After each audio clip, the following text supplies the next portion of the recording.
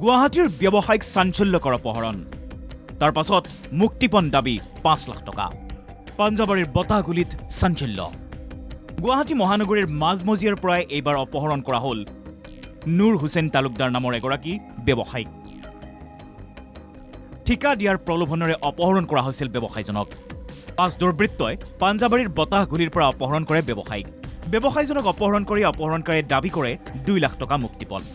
অপহৰণকাৰীয়ে ধন দাবী কৰাৰ পাছতে ব্যৱসায়ীজনৰ পৰিয়ালে যোগাযোগ কৰে আৰক্ষীৰ সৈতে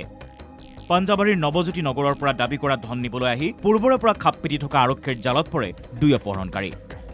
ইফালে আৰক্ষী অহাৰ উমান পাই ঘটনাস্থলীৰ পৰা পলায়ন কৰে ৩ অপহৰণকাৰী পাছত ঘটনাস্থলীৰ পৰা আৰক্ষীয়ে উদ্ধাৰ কৰে অপহৃত ব্যৱসায়ী নুৰ হুছেইন তালুকদাৰক ইফালে গা চা ধুই বজাৰ কৰি মানে ভাত বনাই আছোঁ তেতিয়া মানে এটা ফোন আহিছে ফোন অহাৰ পিছত কয় নৱজ্যোতি এটা কাম আছে তে কামটো ঠিকা দিম ঠিকা লৈ পেলাই বন্দবস্ত ঘৰত যাবা তেতিয়া ক'লে তেতিয়াহ'লে মই ভাতটো বহাইছোঁ ভাতটো বহাৰ পিছত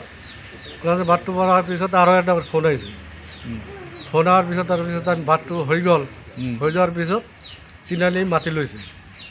মাতি লোৱাৰ পিছত তাতে আৰু ফোন একটা কৰিছে কিন্তু এতিয়াও আৰক্ষীৰ জালত পৰা নাই আন ৩ অপহৰণকাৰী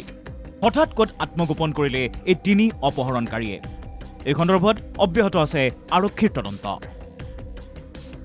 কেমেৰা পাৰ্চন বিনয় কলিতাৰ সৈতে ৰবিউল আলম ৰিপোৰ্ট NKTV+।